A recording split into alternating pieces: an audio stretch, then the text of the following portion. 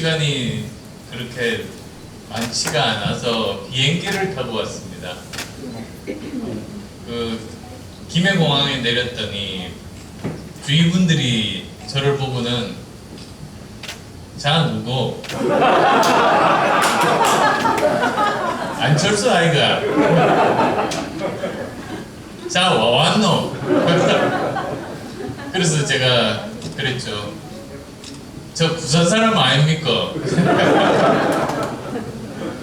아까 소개 드린 것처럼 저희 할아버님은 그 일제 강점기 때 부산 상고 나오셨고, 저희 아버님은 부산 공고 나오셔가지고 절에서 3년 공부하고 서울의대 가셨습니다.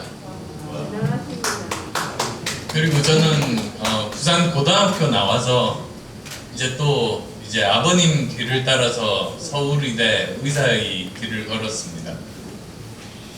근데 저희 아버님 기억이 정말 참 많습니다만 그 중에 하나가 제가 초등학교 때입니다. 초등학교 때 그때 부산일보를 보니까 저희 아버님 기사가 있더라고요. 사회면에. 깜짝 놀랐습니다. 아버님 사진도 있고 기사도 있고.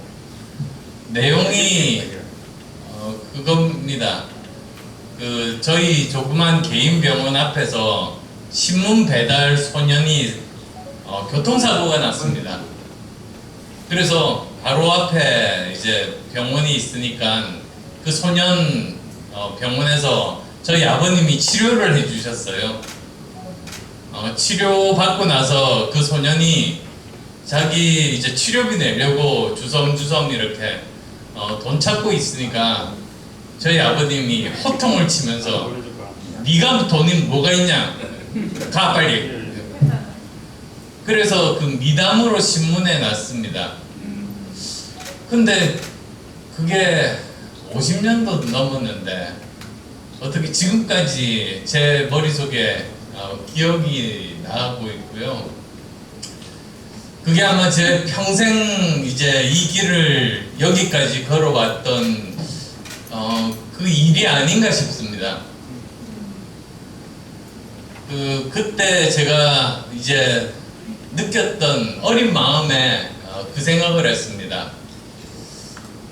나 참 아무것도 아닌 사람인데 이렇게 아무것도 안 하고 공부만 하는 학생인데 부모님이나 또는 다른 분들이 저를 돌봐줘서 살아가게 되는 것 아닙니까?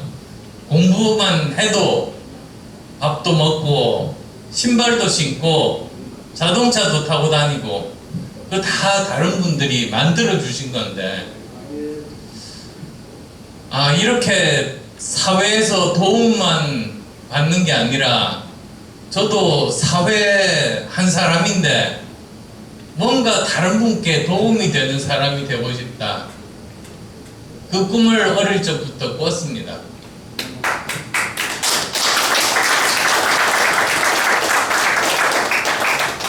그래서 그 아버님 뒤를 이어서 이제 의사의 길을 가려고 서울의대 진학을 했습니다.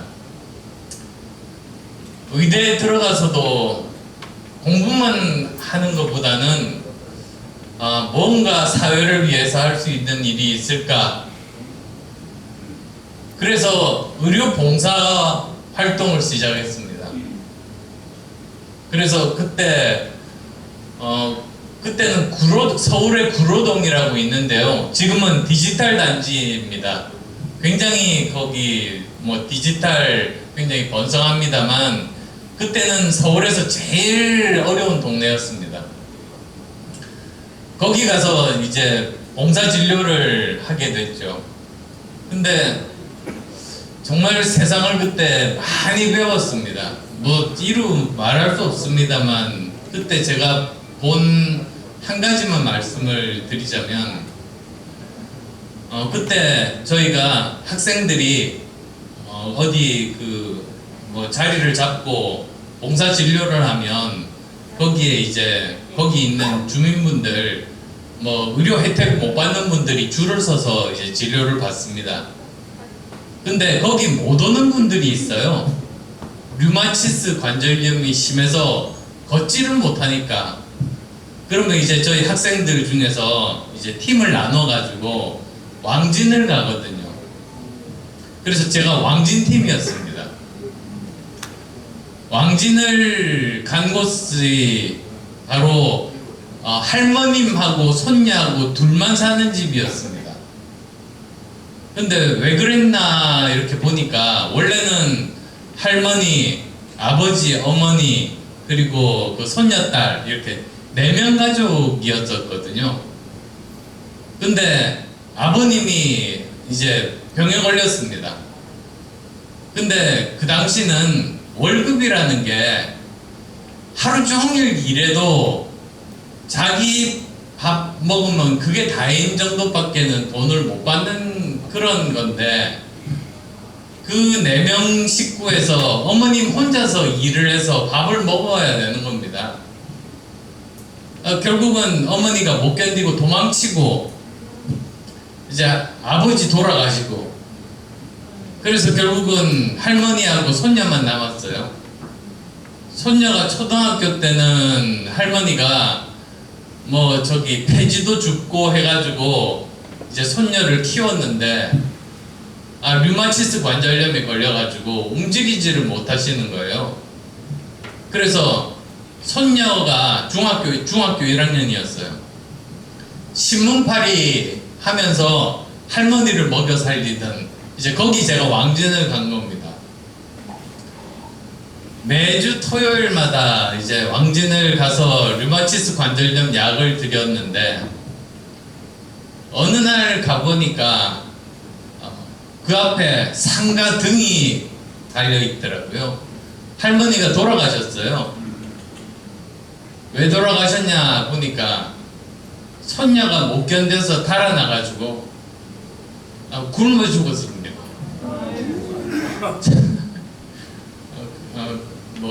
그래서 제가 그때 느낀 것이, 이게 사람 사는 이 세상이 소설보다 끔찍한 게 바로 우리 세상이구나.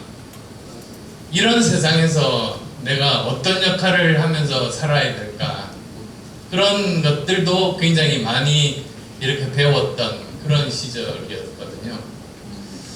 그래서 저한테는 항상 저 마음속에는 아주 어릴 때부터 지금까지도 마음의 빚이 있습니다. 함께 살아가는 세상에서 제가 어릴 때부터 받은 그런 혜택들, 그것을 일부라도 돌려드릴 수 있고, 우리 사회를 위해서 이 동시대에 함께 살아가는 사람들을 조금이라도 도움이 될 수 있는 사람으로 살아야겠다. 그 생각을 하면서 그게 아주 어릴 때 아버님 보면서, 그리고 의과대학에서 의료 봉사하면서 제가 이제 마음속에 자리 잡았던 그 생각이거든요.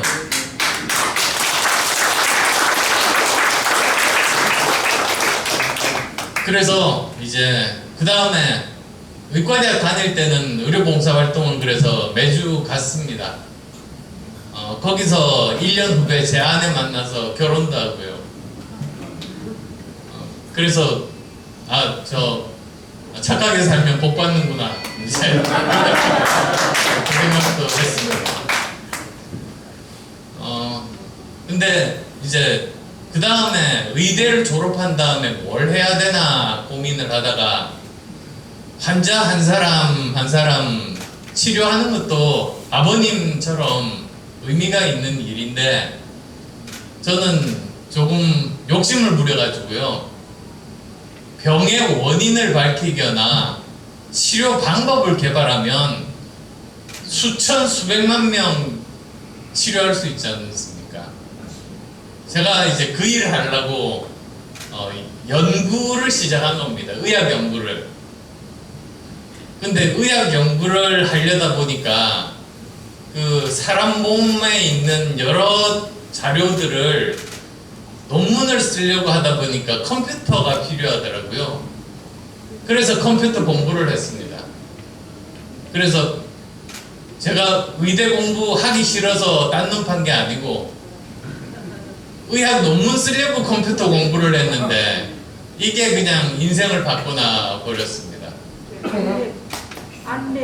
컴퓨터 바이러스 우리나라 1988년 바로 서울 올림픽 그해 처음 발견이 되고 우리나라 90% 컴퓨터가 바이러스 감염이 되고 피해가 속출하고 그때 제가 이제 다행히 컴퓨터 실력이 있어서요 백신을 만들어서 무료로 보급을 한 게 이제 지금 88년이니까 34년 전에 만든 프로그램이 이렇게 지금까지 쓸 줄은 몰랐습니다.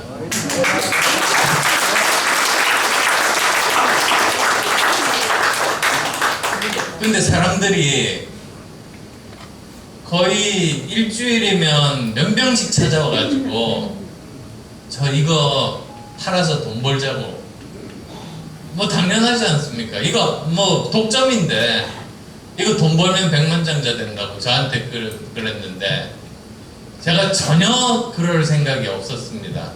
왜냐하면 저는 제가 평생 공부만 하고 받기만 하면서 살다가 제가 태어나서 처음으로 다른 사람에게 도움이 되는 일을 하고 사회 구성원의 한 사람으로 대한민국 국민으로 역할을 할 수 있게 된 그 자체가 너무너무 저한테 보람이 있어서 이걸로 뭐 돈 벌어보겠다는 생각 전혀 없었습니다.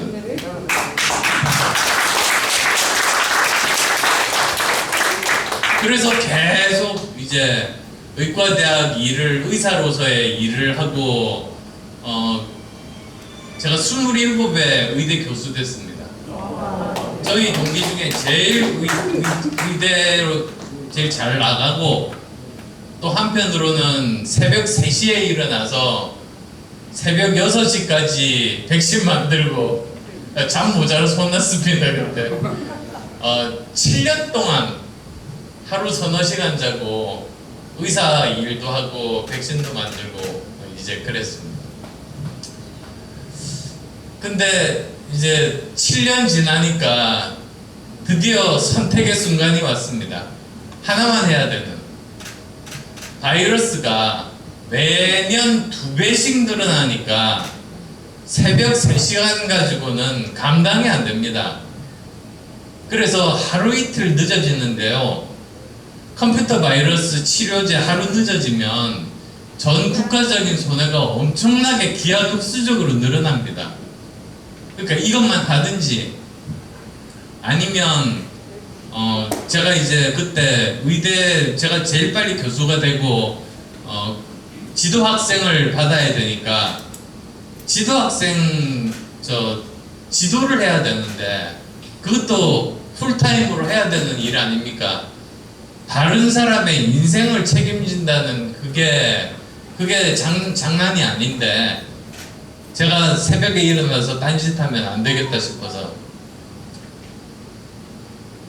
1년 고민했습니다. 사실 그게 쉽지가 않더라고요. 서울의대 나와가지고 박사 제일 먼저 받고 교수 제일 먼저 되고 탄탄대로를 가고 있는데 그거 포기하는 게 사실 솔직히 쉽지는 않았는데 결국 의사는 저 말고도 많고 제가 의사 번호 3만 번 되거든요. 백신 만드는 사람은 저 말고는 없으니까 성공할지 실패할지 모르지만 아마 실패할 확률이 많겠지만 사회가 필요로 하는 일을 하겠다. 그게 의대 교수 그만두고 이제 백신 만들기 시작한 계기입니다. 그래서 만들어진 회사가 지금 제 지역구에 있는 분당에 있는 안랩을 26년 전에 이제 만들게 됐습니다. 만들고 나서 이제 10년 정도 지났습니다. 근데 그때도 계속 일반에게는 무료로 공급을 했거든요. 그게 다 말렸습니다. 회사를 하면 다 팔아야지 왜 일반에게는 무료로 공급하고 저 정부하고 기업에만 돈 받고 팔면 그거 회사 망한다고. 근데 제가 그러기 싫더라고요. 오히려 기업이라는 게 돈만 버는 게 그게 기업인가? 법이라고 그러지 않습니까? 기업도 하나의 법적으로는 인격체 사람이거든요. 그러면 우리 사회를 위해서 또 돈만 버는 게 아니라 사회를 위한 일도 하는 게 그게 좋은 일인 것인데 한번 해보자 라고 생각을 했었는데 거기 다행히 성공을 해서 사실 안랩 26년 동안 정부 지원금 한 푼도 안 받고 그냥 그 기업과 정부에다가 판매한 돈을 가지고 일반에게 무료 배포하는 백신 연구 개발비를 스스로 냈습니다. 그러면서 지속 가능성 있게 지금까지 거의 한 해도 매출의 감소 없이 26년 동안 지금도 매년 매출 증가하고 영업이익 증가하고 거의 한 해도 안 빼놓고 지금 그렇게 하고 있어서 그게 혹시 들어보셨는지 모르겠습니다만 요즘 이야기하는 ESG 경영이라고 있는데요. 그걸 그때부터 20년 전부터 이제 시작을 한 겁니다. 근데 이제 또 제가 뭐라고 해야 되나? 저는 저를 더 필요로 하는 곳에 가서 일을 해야 된다는 생각이 있기 때문에 회사가 이제 잘 되고 나니까 꼭 제가 경영을 안 하고 전문 경영인이 경영을 해도 되지 않는가? 저는 오히려 힘들어지는 회사들 무료로 조언을 해서 도와주고 학생들 가르쳐서 창업자들 많이 만들고 그 일하는 게 더 의미 있는 삶이 아닌가 싶었습니다. 그게 또 사회로부터 받은 제 빚진 마음을 어느 정도 또 제대로 갚을 수 있는 기회다 싶어서 10년 한 다음에 스스로 그만뒀습니다. 대주주인데도 누가 쫓아내는 사람도 없었고 그때가 실적 사상 최대인 해였거든요. 그때 그만둬서 전문 경영인에게 물려주고 저는 이제 카이스트 교수로 학생들 가르치고 서울의대 교수로 서울대 융합대학원 그 학장으로 또 학생들 가르치고 하는 또 교수로서의 길을 걸었던 겁니다. 그리고 그때 제가 했던 것 중에 하나가 안랩 지분의 절반을 기부했습니다. 그 이유가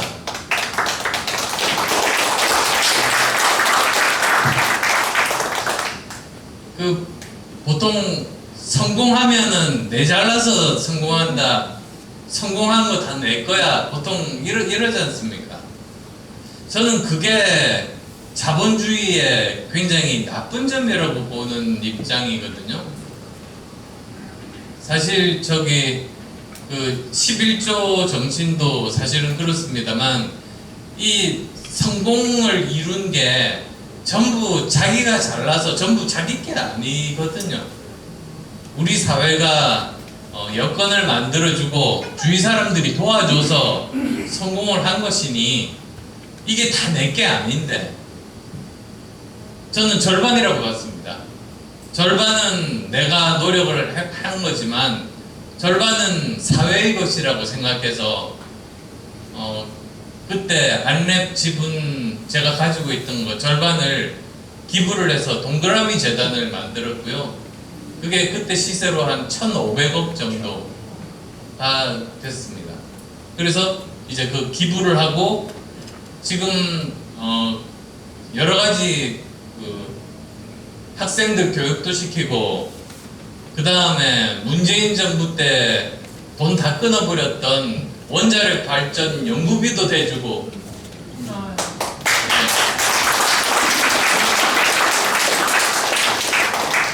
그래서 이제 저 정부에서 연구비, 원자력 연구비 대줄 거기 때문에 이제 제 돈이 안 나와서 다행입니다. 그리고 뭐 분해가 되는 플라스틱 환경을 위해서 뭐 그거부터 해서, 그 다음에 항생제 내성 박테리아 연구, 그 다음에 사이버 보안, 피싱 방지, 뭐 이런 쪽에 연구비들을 지금 대주고 있는 걸 만들고 있습니다. 근데 그 다음에 이제 저는 교수로서 계속 있었습니다만, 학생들과 이렇게 이야기를 하다 보니까 교수가 할 수 있는 건 학생에 대해서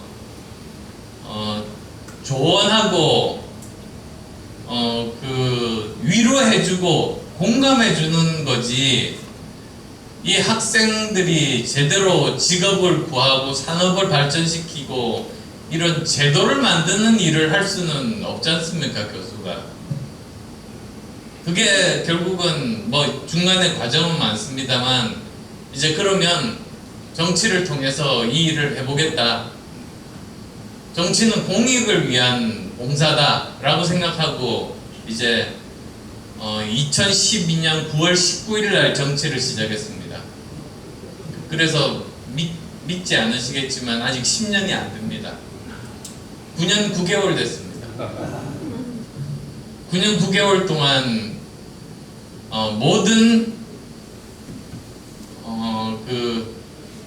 모든 전국 선거를 다 지휘해본 유일한 현역 정치인입니다. 38석에 해당되는 교섭단체를 만든 삼김 이래 최대의 성과도 거뒀었습니다. 그래서 저는 무슨 돌파력이 없다든지 실행력이 없다든지 이런 것들은 다 왜곡하는 프레임이지, 저는 말보다 실행이 앞서고 하는 사람이라는 건 의사를 할 때나 교수를 할 때나 회사 경영자를 할 때나 정치를 할 때나 이미 저는 다 실적으로 증명을 했는데, 뭐 정치 쪽은 워낙에 이렇게 왜곡하는 말들을 많이 하니까 마치 사람이 약하고 실행력이 없다고 하는데, 약한 사람이 10년 동안 이렇게 버티겠습니까? 어디? 독한 사람이.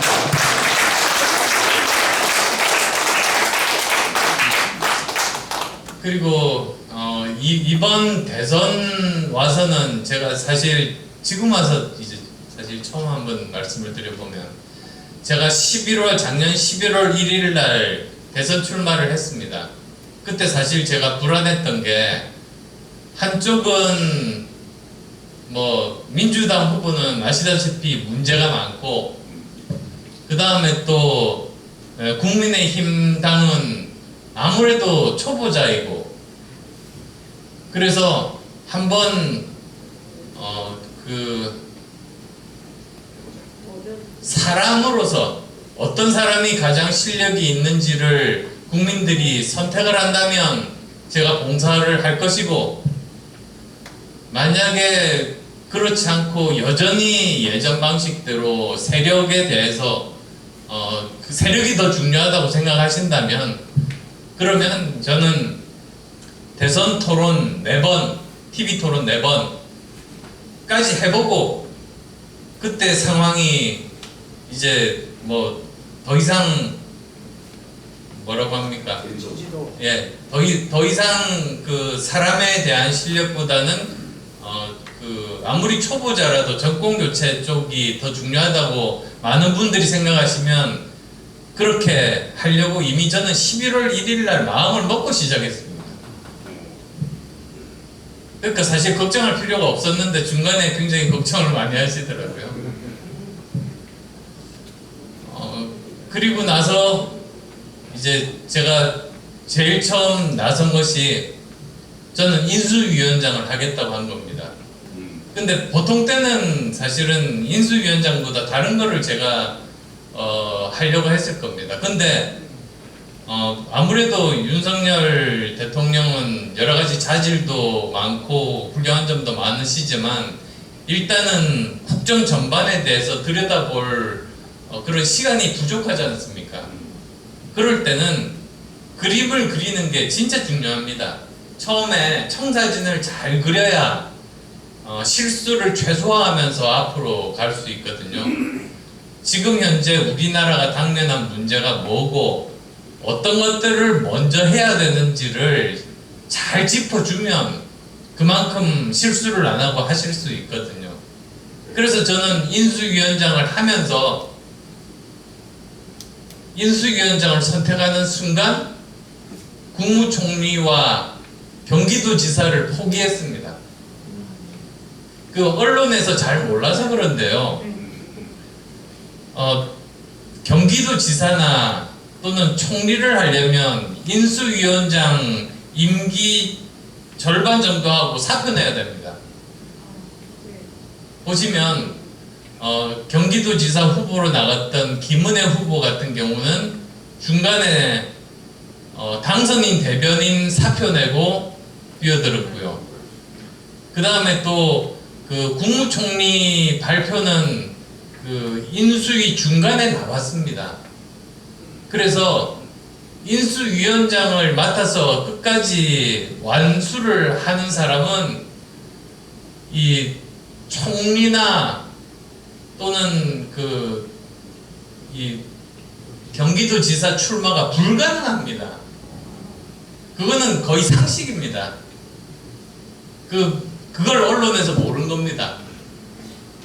저 중간에 그만둘 생각 없었거든요. 그림 그리는 게 중요하다고 생각해서. 이제 그렇게 했고요. 그 다음에 그림 그리는 것 중에서 제가 제일 중요하다고 생각한 게 사실 보통 지금까지 인수위원장들은 이랬습니다. 공약을 국정과제로 그냥 만들고 끝입니다. 근데 저는 그거보다 더 중요한 거는 우선 시대 정신, 시대적인 과제, 이 시대에 우리 한국인들이 정말로 바라는 그런 일들, 그걸 먼저 정리를 하고 거기에 따라서 국정과제를 만드는 게 그게 정말로 중요하지 않습니까? 문재인 정부 때 숙제들을 안 해가지고 그게 쌓였습니다. 그래서 저는 정말 그 모세의 10계명도 있지만 저는 7대 시대 정신을 저 나름대로 정의를 했습니다. 언론에는 그렇게 이야기는 안 했는데 저는 7가지 시대 정신. 첫 번째, 공정과 상식 그리고 민주주의와 법치를 회복하는 일. 그건 상식이지 않습니까? 당연한 것이고요. 두 번째는 미래 먹거리, 미래 일자리를 만드는 일. 미래 먹거리, 미래 일자리는 20년 주기입니다. 이것도 많은 분들이 모르세요. 박정희 대통령께서 경제개발 5개년 계획으로 중화공업, 선박, 철강을 만들어서 대한민국이 1980년대, 1990년대 20년 먹고 살았습니다. 그 다음에 김대중 대통령이 인터넷, 초고속 인터넷 망하고 벤처로 IT 붐을 일으켜서 2000년, 2010년, 20년 먹고 살았습니다. 지금 이번 정부가 다시 미래 먹거리를 안 만들면 우리는 먹고 살 게 없습니다. 지금 삼성전자 메모리 반도체만 잘 나가고 있는데 3년 남았습니다. 중국이 따라잡고 있습니다. 그래서 지금 안 만들면 큰일 납니다. 그래서 그게 두 번째. 그 다음에 또 세 번째가 지역 균형 발전입니다. 제가 고등학교 때 살았던 부산하고 지금 부산하고 비교해보면 어떻게 이렇게 차이가 더 벌어지는지 이거는 비정상입니다. 제가 독일의 막스 플랑크 연구소 연구원으로 1년 반 동안 유학을 했거든요. 독일이 8천만입니다. 그러니까 남북한 합한 거하고 비슷하죠. 독일에서 제일 큰 수도 베를린 인구가 몇 명 정도 되겠습니까? 8천만 명 중에 수도 400만? 네, 350만. 두 번째 도시 제가 살던 뮌헨입니다. 한국 같은 부산 같죠? 몇 명 정도 되겠습니까? 150만. 이렇습니다. 8천만 명이 사는데 큰 도시라고 해봤자 300만, 100만, 나머지는 다 수십만 명으로 전국에 흩어져 삽니다. 그러면서 자기가 태어난 고향에서 자기 고향에 학교 다니고 자기 고향에 있는 회사 다니고 자기 친척 친구들 함께 여생 보내면서 자기 고향에서 죽습니다. 제가 처음 서울 가가지고는요, 공기 냄새가 너무 다르더라고요. 저는 부산고등학교니까 바로 앞에 부산 진역에다가 저 항구까지 해서 항상 바다 냄새가 나잖아요. 공기 냄새가 이게 정상이 아니더라고요, 서울이. 그래서 너무 바다 냄새 맡고 싶어서 인천에 갔어요. 대학교 1학년 때. 근데 인천 바다 냄새가 저 부산하고 또 다르던데요. 부산이 진짜지. 그래서 저 지금도 타향살이 하고 있지만 진짜 부산이 그립습니다. 어릴 때부터 그랬었고요. 그래서 그게 행복한 삶이지, 이렇게 저 직장 때문에 집 때문에 고향 떠나서 친척 떠나서 친구 떠나서 학교 떠나서 이렇게 타향살이 하는 거, 정말 이게 진짜 불행합니다, 사실은 이게. 근데 이제 그래서 독일 이야기 같은 걸로 다시 돌아간다면, 우리나라가 앞으로 한 100년, 200년 있으면 사라진다고 하지 않습니까? 그 이유는 뭐냐? 지역 불균형 발전 때문입니다. 대구하고 부산에서 매년 청년들이 대학교 졸업하고 전부 수도권으로 갑니다. 그러니까 지역은 고령화됩니다. 그리고 수도권으로 간 젊은 사람들은 좋은 직장도 별로 없고 집도 없으니까 결혼을 못해요. 저출산됩니다. 사람들이 우리나라가 저출생 고령화 문제 해결하려고 돈을 5년 동안 150조 쏟아부었는데 아무 효과가 없지 않습니까? 그게 원인을 저는 잘못 파악해서 그렇다고 봅니다. 이게 저출생 고령화 문제가 단순하게 무슨 어린이집이 투자가 부족하고 학교 교육비가 사교육비가 높고 이게 아니고요. 가장 근본적인 원인을 쫓아가 보면 지역 불균형 발전.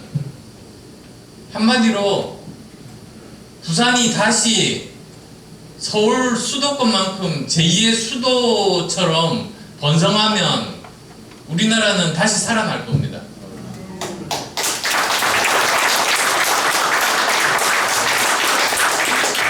그래서 저는 지금 가장 중요한 게 지역 균형 발전. 그거는 우리나라의 앞으로의 생존하고 직결된다. 저는 그렇게 믿습니다. 이렇게 심각하게 서울 사람들은 이렇게 심각하게 생각을 못 하더라고요. 그리고 그러면 이제 구체적인 방법으로 어떻게 해야 되는가? 저는 공기업 지방 이전은 아무 소용없다고 봅니다. 그거 해봤자 소용없습니다. 다 저 주말부부 돼서 다 서울로 가고. 근데 그 방법이 있습니다. 예를 하나 들어드릴게요. 미국에서 잘 나가는 회사 아마존이 있거든요. 시애틀에 있습니다. 저 미국 서부에 있는데 아마존이 워낙 잘 돼서 아마존 제2 본사를 이제 만들려고 공모를 했더니 미국의 거의 전 주에서 자기들이 유치하겠다고 여러 가지 좋은 조건을 내세웠습니다. 그래서 결국은 버지니아주가 아마존 제2본사를 짓기로 했습니다. 저쪽에 완전 반대죠. 대서양 쪽에 있는 동부에 있는 주인데, 근데 거기서 한 게 그 토지 100년 무상임대, 그리고 법인세 20년 감면, 그리고 아마존에서 필요로 하는 인재가 있으면 정확하게 그 인재를 키우게 거기에 있는 가장 좋은 대학교, 아마 버지니아 테크 정도 될 겁니다. 거기에서 학과를 따로 만들어서 아마존 직원들을 교육시켜서 내보내는 이런 정도의 조건을 하니까 이제 아마존이 제2본사를 했거든요. 근데 지금 이제 거의 다 지어가고 있는데 벌써 거기 난리 났습니다. 거기 번성하고요, 경제 살아나고 완전히 주가 그냥 활기가 넘치거든요. 그걸 보면 결론은 이겁니다. 공기업 이전 소용없습니다. 지방정부가 법적인 권한과 돈을 가지고 사기업들을 유치를 하는 권한을 가지면 됩니다. 지금은 중앙정부가 법적인 권한하고 돈하고 다 가지고 안 내놓거든요. 부산 엑스포 유치하려고 하면 그 돈을 부산시 돈으로 하는 게 아니라 중앙정부가 다 가지고 있는 거 가서 빌어서 허락받아서 돈을 받아야 돼요. 이게 말이 됩니까? 정말로 중요하면 부산시 예산 다 털어가지고 엑스포 유치해야죠. 다 막 걸어야지. 그러니까 이게 제도가 잘못된 것이 결국 중앙정부가 가지고 있는 권한들을 대폭 이양해서 이 지방정부끼리, 지역정부끼리 서로 싸움을 붙여가지고 좋은 기업들을, 사기업을 유치하게 하는 거, 저는 그게 균형 발전이 되고 대한민국이 앞으로도 영원히 영속할 수 있다. 저는 그렇게 생각하고 이제 대통령께서 이렇게 세부사항 잘 안 체크해 보셔서 그래서 제가 막 다 집어넣었습니다.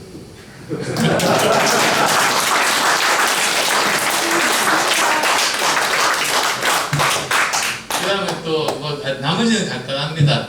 이제 그 5번째는 네 번째는 우리나라의 지속 가능성, 그러니까 인구도 그렇고요.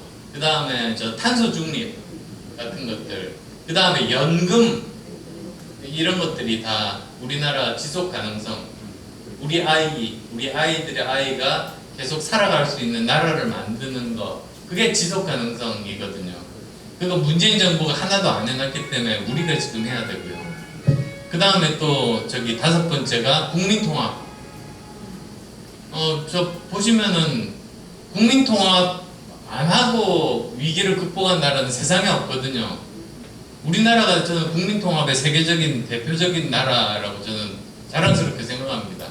박정희 대통령께서 잘 살아보세요. 9.5로 국민통합시켜서 산업화 성공하고, 김대중 대통령이 금모으기 운동해서 국민통합해서 IMF 위기 극복하고, 그러니까 지금도 사실은 서로 갈라져서 싸울 게 아니고 서로 힘을 합해가지고 이 위기를 극복을 해야 그 다음이 있는 거 아닙니까?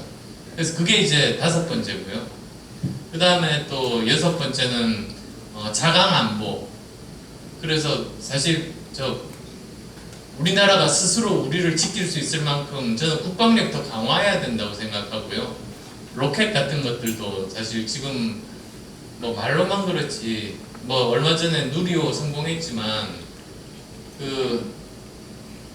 비교해보면 나중에 제가 설명드릴 기회가 있으면 하겠습니다만 굉장히 성능이 떨어집니다. 사실은 제가 차마 축제 분위기에 말을 못해서 그렇지. 하나만 말씀드릴까요? 엔진 하나 만드는데요.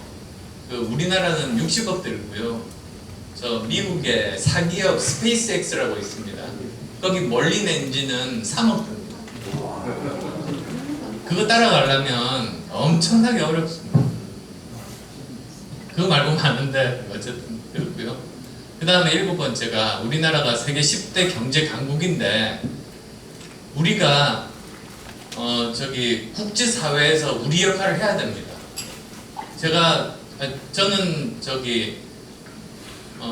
저는 유펜에서 공학 석사 했고 워튼스쿨에서 MBA 했고요. 미국에서 학교 다녔고 그 다음에 독일의 막스 플랑크 연구소에서 1년 반 동안 그 비지팅 스칼러 했었고요. 그 다음에 또 일본 동경에 그 지사 만들어서 비즈니스하고 그리고 국경하고 상해에도 지사 만들어서 비즈니스하고 저는 나름대로 글로벌 그런 비즈니스나 여러 가지 경험들이 많은데 우리가 도덕적으로 우월한 나라인데 일본 편밖에 없고요. 우리나라 별로 안 좋아합니다. 왜 그러냐면 우리의 위상만큼 이렇게 국제적인 공헌을 많이 안 해서요. 그래서 정말 해야 됩니다. 이제는 해야 됩니다. 우리도 내부적으로도 어렵지만 외부적으로 해서 우리 편을 많이 만들어야 외교력을 길러야 예를 들면 우크라이나 같이 저런 식으로 안 당하지요. 사실은 그런 것들. 그래서 그걸 저는 7대 시대 정신이라고 봤습니다. 앞에 정부들이 좀 해놨으면 이게 숫자가 줄어들 텐데 이 중요한 7가지 중에 하나도 안 해놓고 시간만 흘러가지고 숫자가 많아졌습니다. 그래서 이거 가지고 이제 했었고요. 그 다음에 이제 그 6월 1일 날인가요? 아니다. 5월 28일인가? 이제 끝나고 그 다음에 바로 그 국회의원 재보궐선거가 시작이 돼서 이제 재보궐선거 뛰어들었던 이유 중에 하나가 제가 만든 안랩이 바로 분당갑에 있습니다. 분당갑에 제일 먼저 배사 만든 게 저거든요. 그래서 그때는 허허벌판에 저 판교역하고 안랩 사업하고 둘밖에 없었습니다. 그때 시작했던 저 연고가 있는 쪽이라 이제 열심히 했었고요. 그리고 또 저는 제 선거뿐만 아니고 지원 유세 50군데 다녔습니다. 그리고 특히 이제 저 인천 계양에 많이 갔습니다. 그래서 이재명이 바깥에 유세하러 못 다녔습니다. 제가 말을 묶어놨습니다.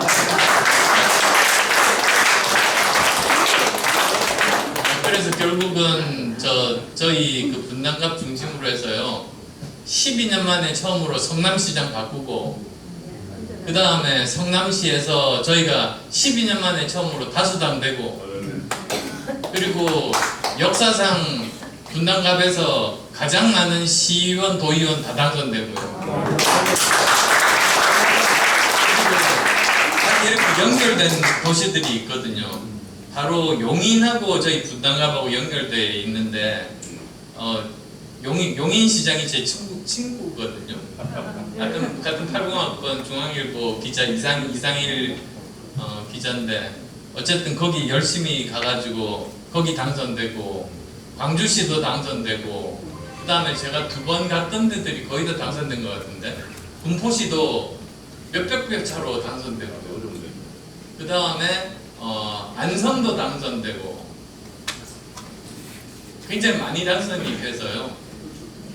그래서 그게 굉장히 큰 보람이지만 이제 시작 아니겠습니까? 그래서 당선된 게 중요한 게 아니고 이제 잘하는 게 중요해서 앞으로 다가올 여러 가지 이제 국정 변화 과제들 이런 것들 내부 총재를 하는 사람은 없으면 좋겠는데 외부 총재를 할 때라서 저는 외부 총재를 하겠습니다. 예, 이 정도로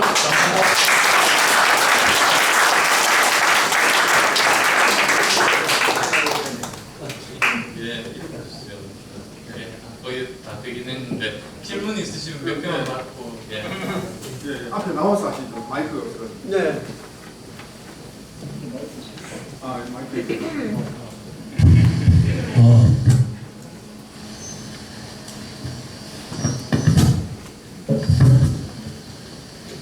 언론에 이야기 안 한 거 너무 많이 해가지고.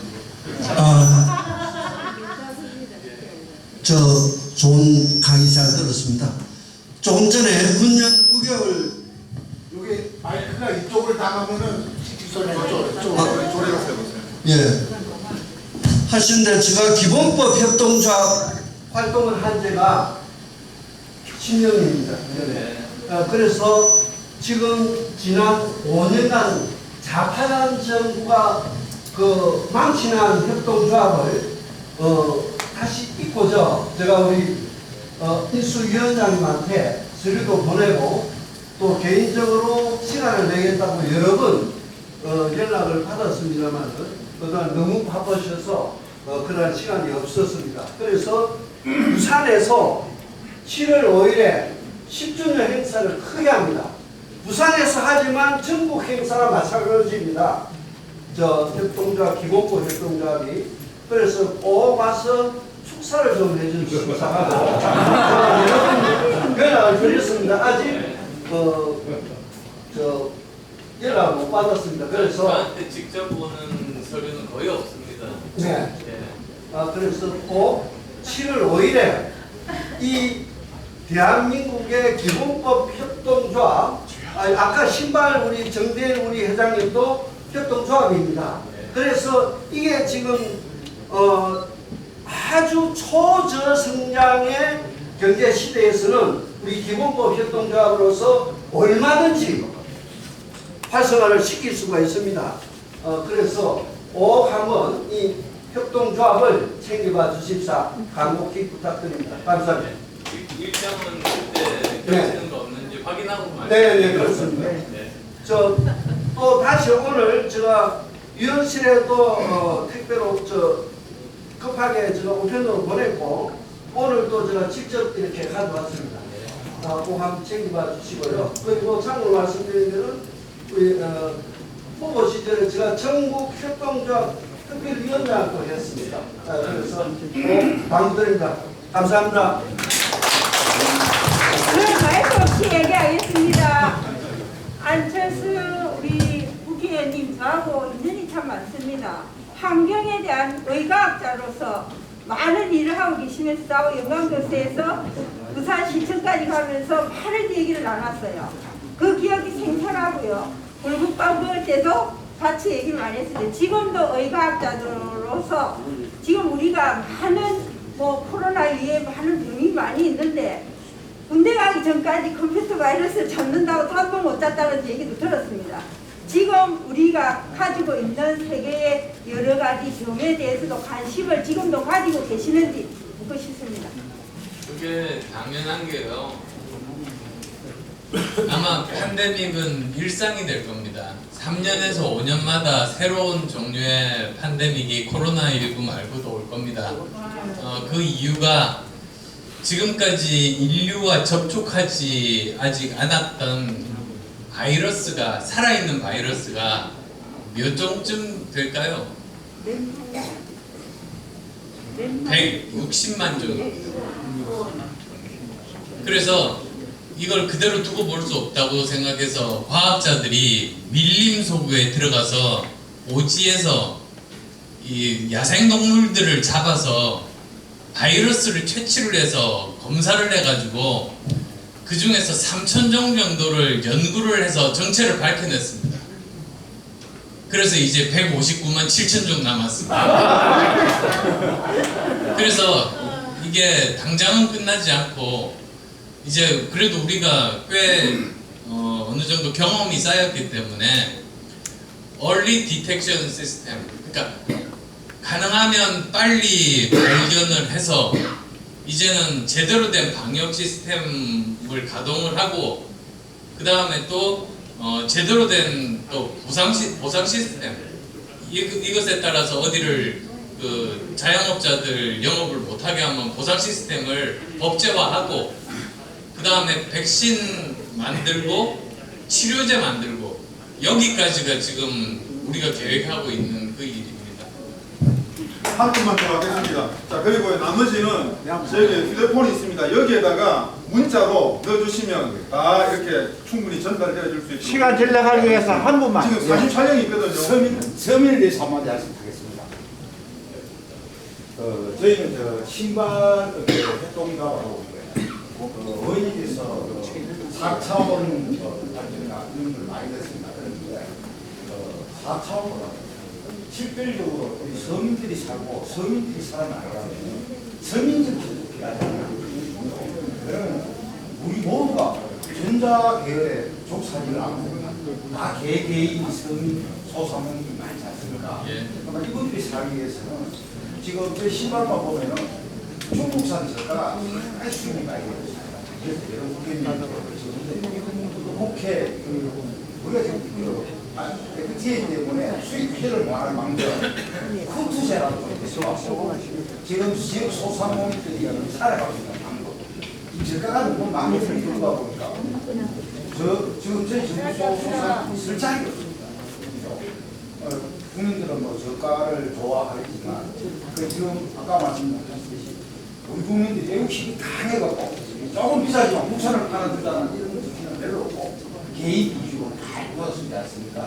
이럴 때 어린이께서라도 저소득층 소상공인을 위해서 다음은 저가의 돈을 주고 산 완전 카드는 뭐하지만 후투제라고 좀 개개인 연애 천적 부르고 500조만 들어오게끔 단식을 해주시면 그로 인해서 국내신 말씀을 생각하시면 또 지금 그렇습니다. 학원 국내라는 거 보면 애들이 공부를 안 하고 아버지가 얼마나 잘했습니까? 시간 너무 많이 됐습니다. 아버지 식장이 그러니까 이런 거가 안 하니까 시간이 많이 됐기 때문에 몇 점만 이야기 질문하세요. 부탁드리겠습니다. 사실 쿼터제도 좀 민감합니다. 쿼터제도 FTA에 이게 걸릴 수가 있기 때문에 오히려 다른 쪽의 마케팅이 먹힐 수도 있겠다 이런 생각을 합니다. 뭐 예를 들자면 사실은 이런 제가 달리기 좋아해서 러닝화 또는 워킹화 이런 쪽에 굉장히 많이 알거든요. 근데 그게 보면은 그 디자인이나 또는 뭡니까 저기 미드소울에 있는 푹신푹신한 그게 자칫하면 발에 안 좋을 수도 있거든요. 그러니까 오히려 그런 쪽의 마케팅, 우리나라는 훨씬 더 우리나라 사람의 발의 체질에 맞는 것이기 때문에 훨씬 더 신어서 발에 보호가 되고 안전하다 이런 쪽의 마케팅을 좀 어떻게 합동적으로 대대적으로 할 수만 있다면 약간 더 비싸더라도 오히려 한국산이 더 낫다. 마치 한우가 더 값이 높아도 사람들이 사 먹듯이 그런 쪽의 생존 방식이 필요하지 않나 그런 생각을 그런데 합니다. 말입니다. 일본 같은 경우는 자, 그 정도로 하시고 예. 근데 그 정도로 그렇죠. 자, 우리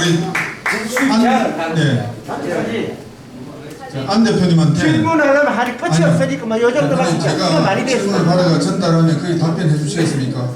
서면으로? 예, 그 중에서 필요한 것들. 필요한 예, 거는 예. 예, 그렇게. 다들 자신은 좀 진짜 솔직히 없습니다. 010-2840-1532로 문자로 여러분 질문해 주시면 답변할 수 있는 범위 내에서 우리 안 대표님이 성실하게 답변을 해서 전달해 드리도록 하겠습니다. 감사합니다. 사진 촬영하겠습니다. 대표님 앞에 서시고 오늘 순서 같은